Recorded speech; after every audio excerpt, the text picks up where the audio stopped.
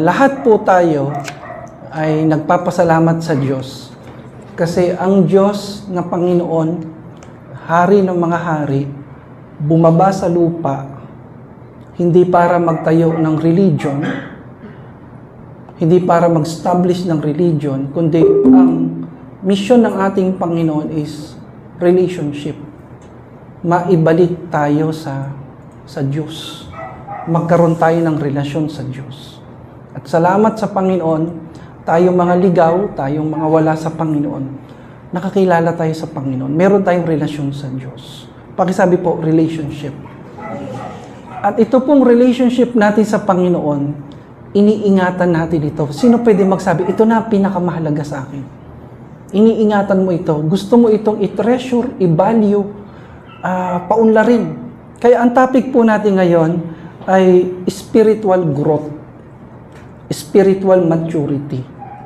Paglago ng pananampalataya, paglago ng ating relasyon sa Diyos. Spiritual growth, spiritual maturity is one of the biblical doctrines that we hold on, we stand on as a church. Ito po ay isang paniniwala ng ating church na ang buhay Kristiyano, hindi dapat nag-i-stay ka lang sa pagiging baby Christian. Hindi ka habang buhay baby. No po, ikaw dapat ay nag-grow, dapat ikaw ay umuunlad. Yan po ang spiritual maturity. Magulo po ang church. Katulad ng iglesia sa Corinto, magulo po sila. Sa kabila ng may mga spiritual gifts sila, mga nag-i-speaking in tongue, may mga prophecy. Ang gulo pag binasa mo ang Biblia, yung Church of Corinth, magulo. Kahit may mga spiritual gifts, magulo. Bakit? Kasi yung mga tao, isip bata. Isip bata. Okay lang po pag baby face po tayo. Sino po ang baby face? Tingnan mo yung katabi mo, baby face ka. Okay lang po yung mukhang bata, pero wag ka lang mag-isip bata. Yan po ang cause ng kaguluhan ng Church of Corinth. Masakit sa ulo. Magulo po sila. Hindi magkasundo-sundo, matindi ang division. Na po. Pero ang isang church na ang mga members po matured, growing, yung kanilang relasyon sa Panginoon, lumalalim, umuunlad, napakagandang church yan. At palakpakan po natin ang Panginoon kasi growing po tayo. Nag-grow yung relationship natin sa Panginoon. Hindi po tayo stagnant. Can we say amen? God wants you to grow. I-preach mo nga sa katabi mo, God wants you to grow. Come on, say it. Gusto ng Panginoon nag-grow ka. Gusto ng Panginoon nagle-level up ka. Gusto ng Panginoon lumalalim ka, kapatid. Nilagay ng Panginoon sa DNA ng ating pananampalataya yan. Gusto natin laging nag-grow. Lahat ng hinahawakan natin, gusto natin nag-i-improve. Bigyan ka ng trabaho ng Panginoon, gusto mo paunlarin yan trabaho mo. Bigyan ka ng negosyo, gusto mo pinapaunlad mo yan. Tama po ba? Tama po? Lahat ng bagay sa buhay mo, gusto mo may improvement. May pag-unlad. Even sa relationship mo sa Panginoon, sino po dito hindi papayag na yung relationship mo sa Panginoon mas stagnant? Yung parang wala ka na, parang doon ka na lang lagi. Hindi, gusto mo nag-grow. Amen. Yan po ang kalooban po ng Panginoon. He wants you to be like a tree, para kang puno, no, na nagpo-produce ng maraming, hindi lang branch, kundi nagpo-produce ng maraming bunga. Ano ba yung klaseng puno yung maunlad? Anong klaseng puno yung mayabong? Di ba yan yung puno na namumunga? Hitik na hitik. Itapi kayo yung balikat ng katabi mo. Hitik na hitik. Nagbubunga. Amen? Ano pong sabi ng John 15? Basahin po natin ng malakas.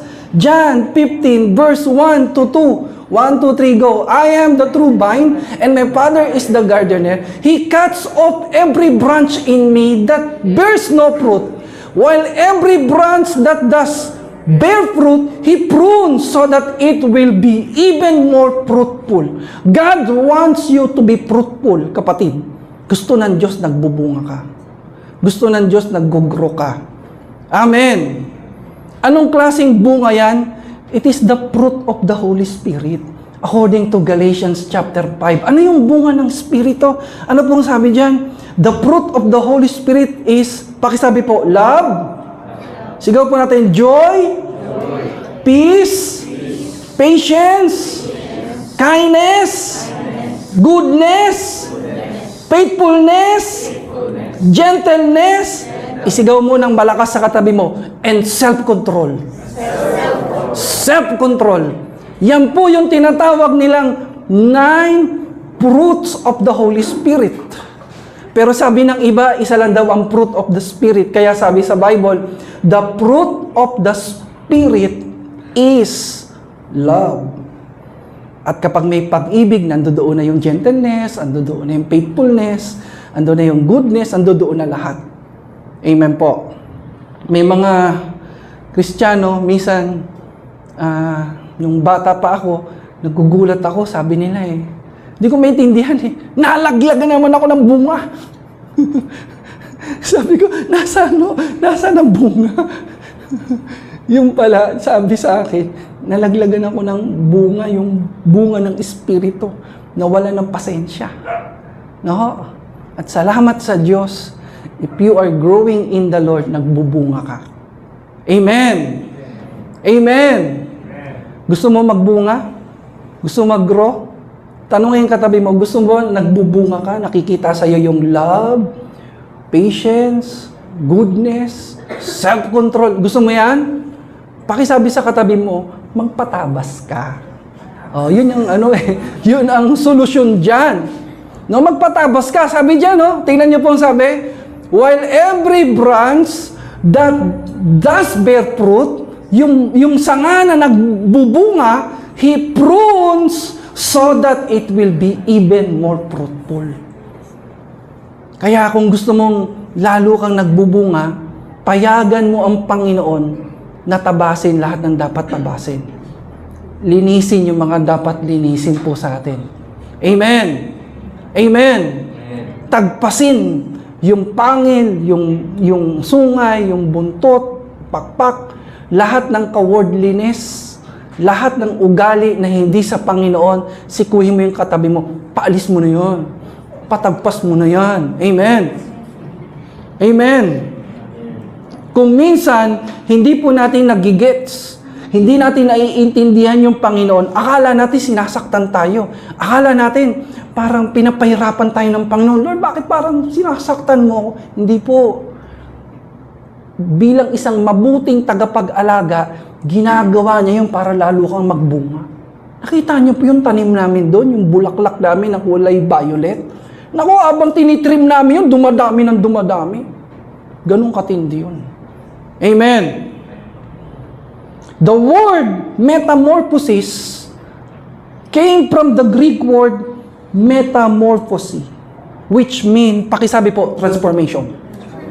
Transformation o change of nature, sabi sa Romans 12:2, be transformed by the renewing of your mind. Yan pala ibig sabihin ng metamorphosis. Pagbabago sa mind setting, parang butterfly. Amen po? Pag yung butterfly, bago maging butterfly yan, ano muna ho yan? Saan po nagsisimula? Ha? Tingnan mo yung katabi mo, sabihin mo sa kanya, uod. Caterpillar. Tama? Diyan muna mag-start yan Uod-uod, babagal-bagal, tapos mag-hide yan, magtatago yan ng 5 to 12 days sa kukon. Pero sa ibang lugar, sa mga disyerto daw, na bihira ulan, bihira yung patak ng buhos ng ulan, umaabot pa nga ng 3 years. Na po? And then after po niyan magtago, lalabas po yung napakaganda at napakagwapong butterfly. Tingnan mo yung katabi mo. Tingnan mo kung gaano kaganda, gaano kagwapo. Oh, di ba? Amen? O, tingnan mo ulit, baka hindi pa butterfly, baka uod pa yan. Babagal-bagal, ang bagal maligo, ang bagal mag-toothbrush, ang bagal kumilos, kaya laging nalilate. No po? Mabagal din ang pagpapala niya pag mabagal kumilos. Pakisabi sa katabi mo, bilis-bilis naman. Kaya ka nalilate ka sa trabaho, nalilate ka sa school. Ano po? O baka ikaw yung Kristiyano na nagtatago hanggang ngayon. You are still hiding. Ayaw ng Panginoon na nagtatago ka dyan. Labas ka, kapatid. Lumabas ka. Ano mang pinagtatago mo, nagtatago ka sa takot, nagtatago ka sa lungkot. Tapikin mo yung katabi mo, labas ka na dyan. Nagtatago ka sa insecurities. Lagi ka na lang nahihiya, lagi ka na lang natatakot. Hindi ka pa tinatawag. Na naninervyos ka na, alis ka na dyan. Amen po? Para yung paglago, yung growth, ay masalo mo, maranasan mo. Palakpakan po natin ang Panginoon.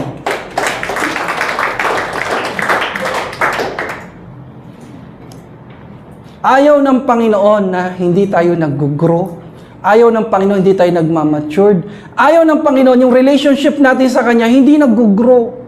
Ikaw nga na may relationship. Sino po dito sa Facebook niya? Ano ba ibig sabihin ng in a relationship? Sino po yung nakalagay sa Facebook niya in a relationship? Sino? Sino dyan? Turo nyo. Ha? Sino? Diba? Andre, may nakalagay ba sa ganun? In a relationship sa'yo? Ha? Di ba? Uso-uso yan Tapos pag nawala, uy, break na sila. Ganun no? Kaya yung mga tao, nagiging lalong mapagbantay sa atin kasi masyado po tayong, alam mo yun, masyado tayong bulgar, no po?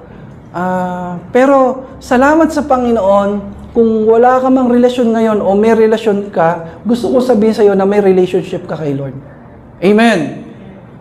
At ayaw ni Lord, yung relationship mo sa Kanya hindi nag-grow, stagnant. Ayaw ng Panginoon na para kang si Bonjing. Ang tanda-tanda na pero parang kilos bata pa, nakadiaper pa rin, dumidede pa rin. Gusto ng Panginoon nag-grow tayo. Pakisabi nga ng malakas, yung tapikin mo, keep growing. Keep improving. Patuloy ka magbunga, sabi ng Panginoon. Hallelujah. Romans 8:29, ang sabi diyan, we are called to be like His Son. Yan pala yung spiritual growth. Ang spiritual maturity pala, yung maging katulad tayo ni Kristo. Mamuhay tayo na katulad ni Kristo. Pag-uugali natin parang si Kristo. Hindi po natin hangad yung title ni Kristo. Hindi na natin hangad yan. Ibigay na natin yan sa taga Davao. Na sabi siya, ang Son of God. Hindi po tayo after sa title. Amen. After po tayo doon sa pamumuhay katulad ni Kristo. Amen. Pag mag-ugali ka para kasi Jesus, mapagpatawad, mapagpasensya. At kung nai-stress man yung asawa mo, nai-stress man yung magulang mo, napakabuti ng Panginoon, nag-grow ka para kang shock absorber. Naintindihan niyo po? Alam niyo po ba ibig sabihin ng shock absorber? Pag nagiging shock absorber ka ng asawa mo o ng magulang mo, you are growing in the Lord. Totoo po yun. Totoo po. You are growing in the Lord. Kasi, kahit anong galit ng asawa mo, hindi ka sumasabay. Ang ginagawa mo, niyayakap mo siya. Sweetheart, kaya natin yan. Sagot tayo ng Panginoon. Sino ho dito yung paggalit yung asawa mo, nagagalit ka rin, nalalaglagan ka rin ng bunga, hindi ka nag-grow. No po? Ang growth, lumalawak yung understanding mo, nagkakaroon ka ng empathy, nagkakaroon ka ng habag. Kaya kung ikaw ay shock absorber, bless ka ng Panginoon dahil yan ang ministry na binigay ng Panginoon sa iyo. Palakpakan po natin ang Panginoon. Hallelujah. Hallelujah. Praise God. Isaiah 55 verse 8. Magkaiba po yung standard ng Panginoon tsaka standard po ng tao. Sa tao, minsan, big time to. grabe ang faith niyan. Spiritually matured na yan. Pero sa Panginoon po pala, walang binatbat. Walang dating. Kaya dapat ayusin po natin yun. Ano po ba ibig sabihin ng spiritually matured? Ano po ba ibig sabihin ng, kung kayo po ay note takers, paki-jot down po ito. Spiritual growth is not based on, ulitin natin lakasan po natin. Spiritual growth is not based on, pakiulit po, age, duration, knowledge, physical appearance, emotion, name of the church, wealth, poverty, position, or spiritual gifts. Tandaan po natin, hindi natin pwedeng sukatin yung spiritual growth sa age o physical appearance. Uy, yung taong ito talagang mamang-mama na talaga. Matured na siguro to. Pero nung nagsalita, hindi pa pala matured. Matured lang siya sa physical. Minsan akala mo yung parang bata naman to wala namang ano to. Pero yung bata, pang nagsalita, siya pala yung matured. Nasusundan niyo po, sino dito, pag nagsalita ka, matured ka. Yung talagang kala mo galing sa isang malalim na mananampalataya. Very good po yun. Very good po yun. Ang spiritual growth, wala po yan sa position. Huwag po kayong maano na, oy, ang taas ng position niyan. Yan ang general secretary ng denomination. O, yan ang bishop. Yan ang pastor. Yan ang pastor's wife. Magkakamali po kayo kasi marami mga nasa position, iba pala. Pag nakausap mo na, grabe pala yung ugali, parang hindi Kristiyano. Nakuha niyo po, wala po yan sa position. Wala din po yan sa spiritual gifts, ha?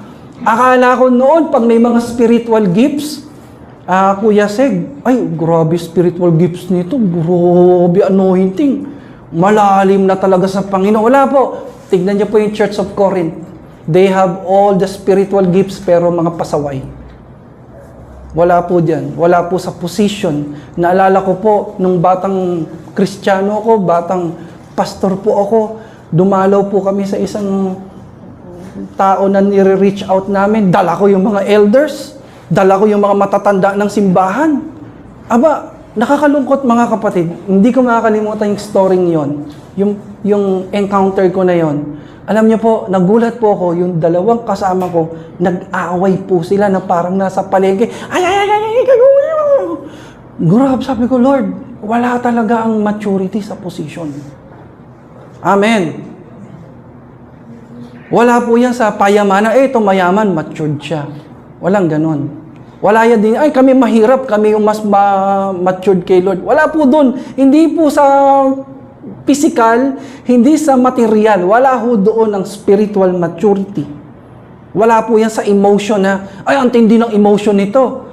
Talagang ang tindi. Tingnan mo, pagkalipas ng ilang buwan, nawawala na sa church. Hindi na nagsisimba. Emotional lang pala, pero hindi nag-grow sa Panginoon. Amen? Ang spiritual maturity, iba po sa basihan po natin. Minsan, binibase natin yung spiritual maturity sa, ay, ang laki ng church niyan. Sikat ang church niyan. Yung church niyan ay naitayo pa noong 17th century. May mga ganun pong simbahan. Ay, talagang mga matured po yan. Pag tinignan mo, ay, ba't ganun? Parang mga isip bata. Para ang bilis ma-discourage sa problema. Para ang bilis ma-offend. Mabilis magtampo pa rin. Wala po doon. Pakisabi sa katabi mo, nasa iyo. Nasa iyo spiritual maturity. It can be seen through the fruit of the Holy Spirit. Pag may fruit of the Holy Spirit ka, taas nga po ang mga kamay ng may fruit of the Holy Spirit. Yung meron kang love, taas mo kamay mo. Meron kang gentleness, you are faithful, you are loyal. You have the fruit of the Holy Spirit. Amen? Huwag po kayong matakot magtaas. Naku, wala akong pasensya, wala akong self-control, kakahiya. Taas mo na by faith. Taas nga po natin mga kamay na yan. Palakpak po natin yan sa ating Diyos. Hallelujah. Not on gifts. Kasi gifts are given to us for ministry, for service. Pero ang fruit of the Holy Spirit shows that you are growing in the Lord. Actually po, yung character ni Jesus Christ, yan po yung fruit of the Holy Spirit. Kaya, if you have the fruit of the Holy Spirit, may love ka, mapagpasensya ka, mapagbigay ka, maamo ka, pakitapik nga yung katabi mo, kikita ko sa iyo si Lord. Si Lord yan, si Lord yan. Ikaw ang mga kamay, ikaw ang mga paa at bibig ni Kristo. Amen! Pakisabi po, change life. Yan ang sukatan po ng maturity, spiritual growth, pag may pagbabago na nangyayari sa atin. Na po, pag nagbabago ka, nag-grow ka. Pag habang tumatagal, bumabait ka, nag-grow ka. Palakpakan po natin ang Panginoon. Purihin natin ang Panginoon, sa Kanya po yan. Sabi po ni Pastor Noel Alberto, 8 questions to measure spiritual growth. Basahin ko na mabilis. Do I have an increasing desire to know God and His Word? May ganyan ka bang desire? Yung parang gutom na gutom ka, may hunger ka, may uhaw ka sa Word. You're growing in the Lord. Is my faith growing? Nag-grow ba yung faith mo? Pag may problema ka ba, hindi ka kagad naglo-lose hope?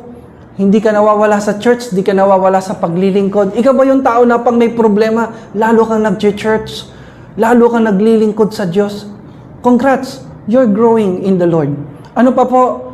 Is my desire to separate myself in this world going stronger? Kikita mo yung mga gawain sa libutan. May matindi ka bang desire na, Lord, ayoko na po yan. Hindi na ako para dyan.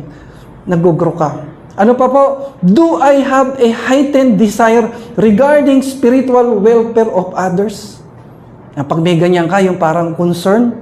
Naalala niyo po sa Hebrews chapter 5, Kuya Andre, Hebrews 5:12. Ano po yan eh? Yung hindi naman knowledge yan eh.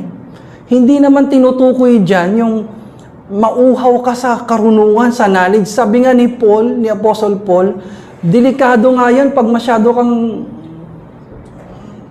nagsisik ng sobrang knowledge kasi dyan nagsisimula yung pride. Tingnan natin saglit, Hebrews 5:12. For though by this time you ought to be teachers, sabi ng writer ng Hebrew, it could be Paul, pero hindi sure kung si Paul yan. Sabi dyan, dapat sana teacher na kayo. Dapat sana tagapagturo na kayo. Dapat sana kayo na ang nangangalaga sa mga kapatiran. Kayo na ang nagpa-follow up. Ang sabi niya, you have need again for someone to teach you the elementary principles of the oracles of God. And you have come to need milk and not solid food. No, sabi ng writer ng Hebrew, anong nangyayari? Kailangan nyo pa gatas eh. Hindi nyo pa kakayanin yung mga solid food, solid doctrine. Now, may nag-i-interpret dyan, kasi ni-research ko yan, sabi ko, nakakalungkot naman yung pag-i-interpret nila. Alam mo, the way they interpret this passage, ang sinasabi nila, dapat knowledge, dapat mag-seek kayo ng knowledge. Huwag nyo nang anuhin yung mga basic doctrine ng mga prayer, fasting, tithes. Basic yan eh. Dapat medyo malalim. Yung hindi masyadong napag-uusapan sa church. Yan ang isisik nyo. Delikado yung mga kapatid. Napaka-risky niyan. Sa akin po, sapat na po sa akin kung ano nakalagay sa Biblia. Sino po ditong sapat na? O parang naghahanap ka pa ng mga malalim na kaalaman. Delikado ka. Marami na po kami nakita niyan. It's either naging atheist, sa sobrang pagsisik ng knowledge, question ng question, hanggang sa kino-question na nila yung existence ni Lord, naging atheist na. Yung iba naman sa sobrang pag-aano ng knowledge, pag-aaral, nasiraan po ng bait. Meron po niyan. Sa amin po may ganyan. Kaya nung humawak po ako ng Biblia, wino-warningan nila ako. Sabi ko, baka masiraan ka ng bike dyan. Bakit? Naalala mo yung saliksik ng saliksik.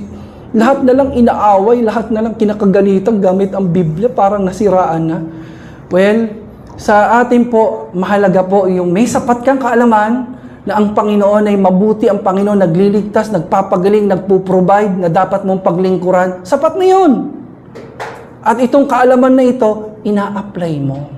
Well, ano ibig sabihin ng Hebrews 5:12? Para po sa akin, yan po ay nagsasabi na dapat sana ikaw na nangangalaga. Ikaw na nagpa-follow up. Ayaw ng Panginoon na habang buhay, ikaw lagi pinapalo up, ikaw lagi sinusuyuan, ikaw yung binibaby. Ayaw ni Lord yan. Ang gusto ni Lord, ikaw yung nagre-reach out. Ikaw yung nag-i-empower, nag-i-edify. Gusto ng Panginoon maging daluyan ka. At kung gusto mo rin ito, palakpakan po natin ang malakas ang Panginoon. Hallelujah. Hallelujah. Now, spiritual growth, meron po yung susi. Bibilisan ko po ito. Hindi naman yan yung para bang pagising mo lang, laki na ng kagad ng muscle mo eh. Tama po? Hindi naman kagad, yung parang pumuputok po yung, yung dito. 6. Ako po, 6 tabs eh. Tabs po ito. Hindi naman kagad 6 abs kagad yan. Wino-workout yan. Pinaghirapan ni Ronnie yan. Pinaghirapan ni Joshua Kalalang yan. Pinaghihirapan nila Andre yan. Ay, si Andre ba? Ay, hindi pala. Sorry. Pinaghihirapan pala nilang Martin yan. Tsaka nila Einer. Nakita niyo po? Hindi naman kaagad yan yung laki kaagad ng katawan eh. Wino-workout yan. Di ba? Pero si Andre naman din, okay din naman eh. Mga makina hinahawakan yan, mga pinapatakbo niya, mga makina, mga pinapaikot niya, mga naghahalo ng mga semento. Kaya yung kalsada namin, Andre, pakibilis-bilisan naman. Yung minsan tuloy, lakas ng ulan. Ang lakas ng ulan, ha? Siyempre, pag malakas ang ulan, yung pong mga malalalim po na uka-uka, hindi mo na mapapansin nun. Pagdaan namin, parang lumubog kami sa ilog, bugog, lakas talaga.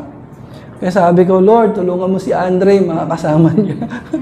Maayos na po itong aming kalsada sa Dasma. Hallelujah. So, ibig lang sabihin, yung spiritual growth, hindi naman yan yung mabilisan eh. Para bang sa relationship, nagkita lang kayo, tapos kayo na. Hindi naman totoo yung ganun eh. Na bigla kayong, nakita niyo yung commercial sa TV, nagpa-develop lang ng picture, tapos sila na. Hindi totoo yun.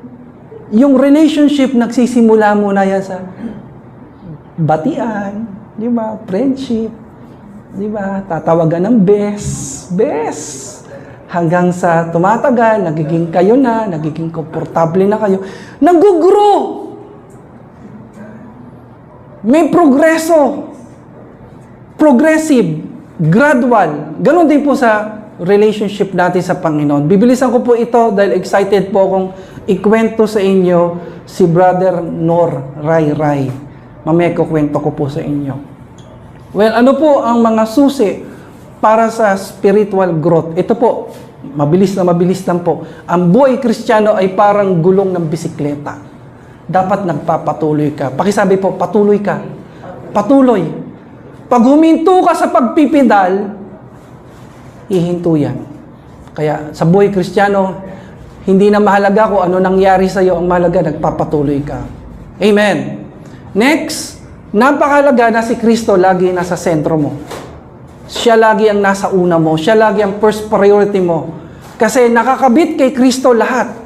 Nasa kay Kristo lahat. Ministry, business, marriage, relationship, finances, lahat ng bagay na meron tayo nakakabit sa Panginoon. Pag nawala si Kristo, babagsak lahat po yun. Can we say amen for that?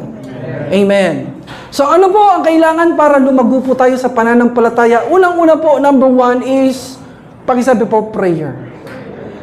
Pag tayo po ay nananalangin, nag-grow tayo. Wag po niyong aalisin yung prayer. Pag nawala ang prayer po sa atin, manlalamig po tayo, manghihina tayo. Diyan tayo Pinapalakas ng Diyos. Pero ano bang klase yung prayer na gustong-gusto ng Panginoon? Pakinggan niyo po. Ako po, hindi na po ako masyadong humingi sa Diyos. Minsan nga nahihiya na akong manghingi. Kasi wala naman akong patabi sa Panginoon. Alam mo yon? Pag ang prayer mo, laging puro ka, pahingi, pahingi, pahingi. Penginon ang tawag sa iyo. Penginon, hindi na Panginoon. Ako po, ang panalangin ko, ang gusto ko, maging content ng prayer ko, yung sabi sa 1 Thessalonians 5:17 to 18, pasasalamat. Kasi alam na ni Lord yung pangangailangan mo eh. All-knowing siya eh. Bakit parang pag nag-pray ka, i-detail mo pa? Eh alam na ni Lord. Ako po, mas gusto ko po, magpasalamat ako sa Diyos. Kasi pa nagpapasalamat ako sa Diyos, nasisiyahan ng Panginoon, and even yourself, lumalakas ka, napupuspos ka. Amen? Prayer po, wag niyo pong aalisin yan, prayer. Number 2, ano pong sabi dyan? Pakisabi po, Word of God. Prayer, ikaw ang nakikipag-usap sa Diyos. Relationship yan eh. Pero sa Word of God, God is the one who speaks to you. Siya nag-i-speak sa'yo. Problema sa mga Kristiyano ngayon, kaya hindi nag-grow, nagbabasa sila ng Bible, nakikinig sila ng Bible, pero iniiwasan nila yung nagpapalakas ng pananampalataya. Alam niyo po ba kung anong makapagpapalakas ng pananampalataya sa Word of God? Yung pong mga Word of God na nagkukorek sa atin. Yung pong mga Word of God na nagtutuwid sa atin. Huwag mong iwasan yan. Para bang sa buffet, sino po pag kasalan, may buffet, namimili ka? Ano pinipili mo? Lagi ka doon sa salad, sa mga matatamis, doon sa mga dessert. Hindi po healthy diet yan. Piliin mo lahat ng mabuti sa'yo. Kunin mo lahat, kainin mo lahat. Meron pong mga tao ngayon para bang allergic sa gulay. Allergic sa gulay. Pag-aralan mo kumain ng gulay. Napakabuti niya sa katawan ng tao. Actually po, sa mga taong educated ngayon, sa mga taong nag-aaral, makikita mo sa diet nilang gulay. Veggies, fruits, herbs. Talagang nire-research mo yan, mabuti yan. Ganon din po sa spiritual life. Minsan, may mga Christian, gusto lang yung mga kwento-kwento, patawa-patawa, yung mga, alam mo yon, mga jokes. Hindi po tayo mag-grow dyan. Mas nakakapagpalago yung mga salita ng Diyos na nagtutuwid ng ating buhay. Palakpakan po natin ang Panginoon. Next, pakisabi po, fellowship. Enjoy the fellowship. Huwag kang magmadali. Huwag kang mainip. Yung fellowship mo sa Panginoon and fellowship mo sa mga kapatiran, nakaka-energize yan. Nakaka-strengthen yan. Pag tayo ay nakakapag-fellowship kasi nabibuild yung relationship.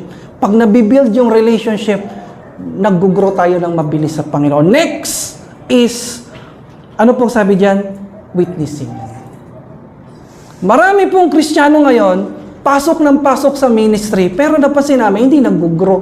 Bakit ganun? Involved naman sa music, involved naman sa ushering. Bakit ang bagal pa rin ng growth? Konting problema lang, nadi-discourage na, konting pagtutuwid lang, nagtatampo lang, konting correction, para bang ayaw na mag-attend. Sabi ko, bakit parang hindi nag-grow tong mga to? Napansin ko po, kaunti lang po yung nagwi-witnessing. Hindi katulad nung araw, kaya maaalab ang mga Kristiyano, nagwi-witness, nag-share. No? Kapag kasi hindi ka nag-share, pwede mong itago yung identity mo. Pero kapag sinishare mo si Jesus Christ na you are a child of God, you are a believer, follower of Christ, nag-i-encourage ka sa mga tao, nag-aalab ka. Alam niyo po, yun po yung gustong-gusto ko po sa buhay ng daddy ko, sa tatay ko. Talagang soul winner yan eh. Saka siya pang nag-soul winning, sure ball. Ibig sabihin ng sure ball, sisharean ka niya tapos mapapaating ka niya sa church. Mapapatanggap ka niya sa Panginoon, magiging believer ka. Yun talaga yung ano niya, hindi siya nagpastor. Ayaw niya humawak ng church, ayaw niya ng ganon dahil sabi niya matindi stress kakaharapin niya doon. Mas gusto niya nag-share. Kaya pumapartner siya lagi sa mga pioneering pastor. Gustong-gusto siyang kapartner ng mga pioneering pastor. Kasi pag pinartneran niya, dumadami mga tao. Siya ho umahakot. Evangelist po yun, tawag doon, evangelist, soul winner. At kahit patay na po siya, nararamdaman ko pa rin yung ministry po niya. Alam niyo kung bakit? Matagal po kami nagkahiwalay ng tatay ko. Pero nung medyo masama na yung pakiramdam niya, sabi niya, gumaling lang ako, sa silang na ako uuwi. Sa'yo na, Pastor Leo. So, tuwan-tuwa po kami. Pero hindi po nangyari. Namatay po siya. Pero ang kagandahan, sa dami-dami ng paglalagyan ng kanyang labi, napili niya si Mother Teresa sa silang dito sa atin. At yun po ang naging daan para makapag-evangelize ako. Alam niyo po ba na sa isang linggo, sa isang buwan, hindi po magmimintis, hindi po mawawala. Laging may tawag, Pastor, Father, Reverend, ikikremate po si ganitong disease, kailangan po may magpe-pray. Kailangan po may magdadasal. Hindi sila komportable na yung kanilang mahal sa buhay, i-cremate ng hindi na pagpe-pray. At salamat sa Diyos kasi yun yung pagkakataon ko para mag-pray, para mag-encourage, para mag-evangelize, at para madalaw po yung labi ng tatay ko. Kaya lagi ko sinasabi, salamat nakapag-evangelize na naman tayo dito. Para bang sa panahon ng mga prophets, di ba? May prophets na nasa healing ministry, patay na siya, pero nung binangga po siya ng may sakit, o patay din, para nagkaroon ng miracle, patay na pero tuloy-tuloy pa rin yung healing ministry. Para sa tatay ko, patay na siya pero tuloy-tuloy pa rin yung soul winning niya. At ginagamit po tayo ng Panginoon doon. Sana po, wag mawala po sa atin yun. Mag-share ka. Hindi pwedeng nabentahan mo yung customer, nakausap mo yung tao, naging kaibigan mo sa school, tapos ganun lang. Para bang sa akin, sayang naman. Kasi hindi po aksidente na yung tao na yan inilapit ng Diyos sa iyo. Binigay ni Lord yan para i-bless mo.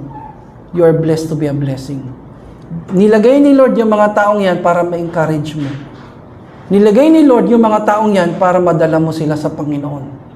Sa dami-dami ng tao, sabihin mo sa katabi mo, ikaw pa. Yun mo, pwede naman siyang lumapit sa mga taong wala sa Diyos, walang takot sa Diyos, wala sa Panginoon. Pero sa dinami-dami, nilapit ni Lord. Anong purpose? Anong reason? God wants you to speak His word. God wants you to bless that person. Wala ka man pera, silver and gold, I have none, sabi ni Peter. But in the name of Jesus, I can bless you through His words. Palakpakan po natin ang Panginoon. Tayo pong lahat ay tumayo. Ang sabi diyang kahulihan, the obedient Christian in action. Para patuloy kang mag-grow sa Panginoon, patuloy kang sumunod. Patuloy kang maglingkod. Action. Meron po akong gustong i-share sa inyo, si Brother Nor Rayray. Pinanganak po siyang walang braso, walang kamay. Ganyan po ang kalagayan po niya. Meron siyang kaprasong kamay, parang kapraso lang, mabait pa rin ang Diyos. Kasi sa kapraso na yon, natutunan po niya magpiano. He is a Christian. He is a believer of Christ. May picture siya nung bata siya. Ang sabi niya, tignan niyo ang picture nito. Alam niyo, sabi niya, sa picture ko na yan, makikita mo yung hopelessness, yung kawalang pag-asa. Kasi paano ako mabubuhay nang hindi ako normal? Wala akong kamay, wala akong bisig. Kulang ako. Kaya salamat sa Diyos kung kumpleto ka. Marami kang pwedeng gawin sa Panginoon. Siya nga kulang, ginamit ng Panginoon. Mga kapatid, sabi po niya, salamat sa pagmamahal ng aking magulang. Kasi sa aking mga magulang, naranasan ko yung support. Pinag-aral ako sa normal school. Pinag-aral ako. Hindi ako tinago. Pinag-aral ako. Kaya nakapagtapos siya ng pag-aaral. Sabi po niya, nung nag-aaral siya, binubuli po siya. Tinutokso siya. Sino dito, binubuli ka? Binubuli ka? Alam mo siya, nung binubuli po siya, pinagtatanggol siya ng kanyang mga kaibigan. Ang galing, no? Naalala ko po, isang artista, sabi niya, binubuli din daw siya. At alam mo kung anong pagbubuli sa kanya, sabi sa kanya ng mga kalaro niya, anak daw siya ng aswang. Anak ng aswang. Kaya sabi niya sa nanay niya, isang gabi, kabilugan ng buwan, sabi niya sa nanay niya, Nay, tinutukso ako eh. Totoo ba na anak ako ng aswang? Ang sabi po, niyakap ako ng nanay ko. At ang sabi sa akin, wag mo nang pansinin yun na mahalaga, mahal kita. Sabay lipad ng nanay. Balik po tayo dito. Ang sabi po ni Brother Noray Ray, lagi siyang binubuli pero may nagtatanggol sa kanya. May mga kaibigan siya na handang ipaglaban siya. Ganon kabuti ang Diyos. Hanggang sa nakapagtapos po siya ng pag-aaral. Ang una po niyang trabaho sa NSO, ayon po sa aking pagsasaliksik.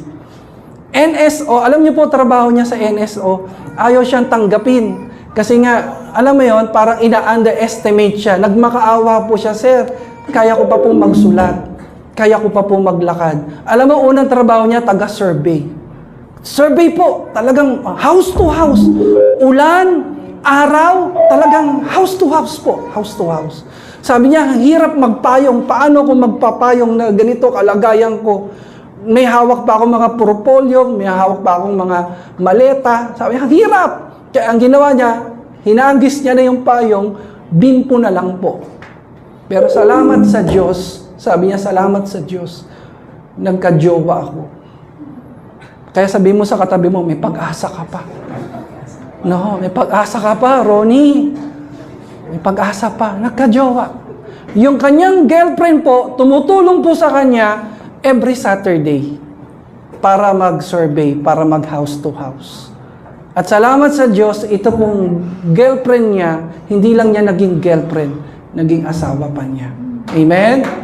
Hindi lang po niya naging asawa, binayaan pa po sila ng anak. Ganong kabuti ang Diyos.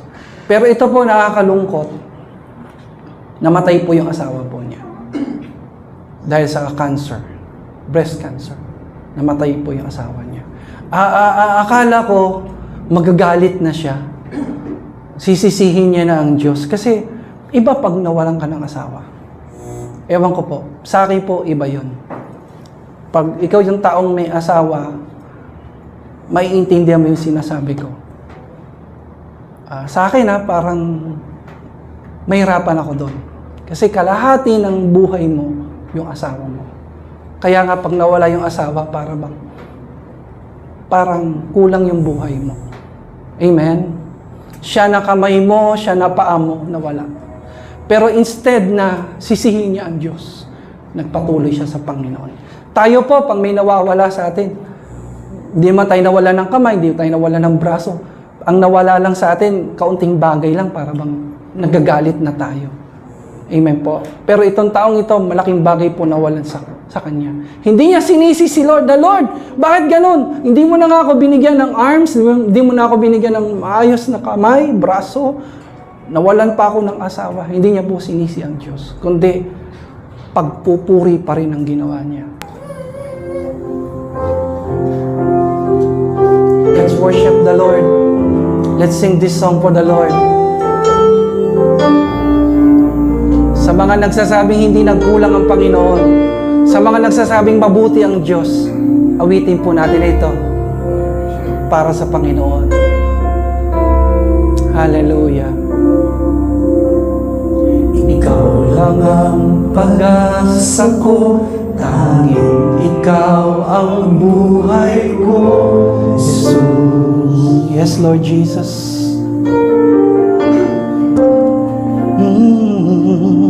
Kahit ako'y nangangamba, basta't ikaw ay kasama. Panatag na. Grabe yung presence ni Lord. Damandama ko po yung presence ni Lord. Ikaw lang ang sasambahin. Paligid man ay magdilim. Jesus.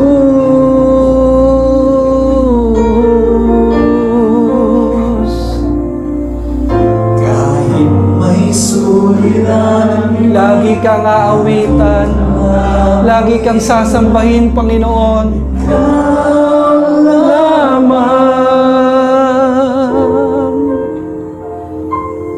Kahit kailan Pwede po ba natin itaas ang mga kamay natin sa Panginoon? Ikaw na nagsasabing mabuti ang Diyos. Hindi siya nagkulang, hindi siya nagpabaya. Oh, pag-ibig mo siya nga po, Diyos.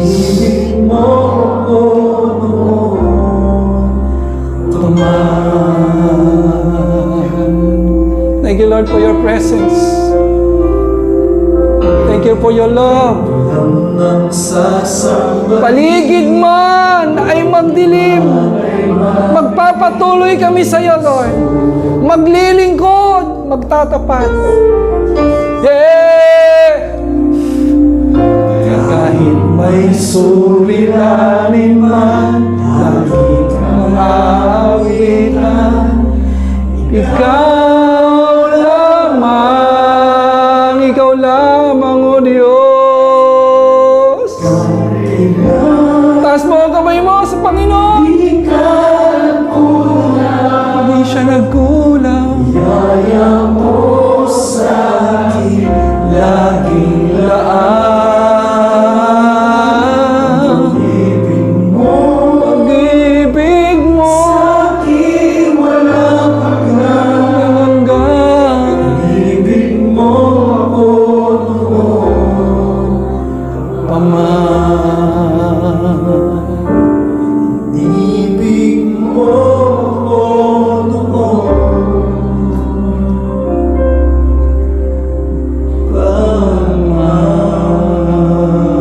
Palakpakan po natin ang Panginoon.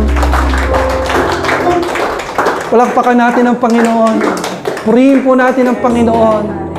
Ama, salamat po sa iyo, O Diyos, sapagkat kahit kailan, hindi ka nagkulang sa amin.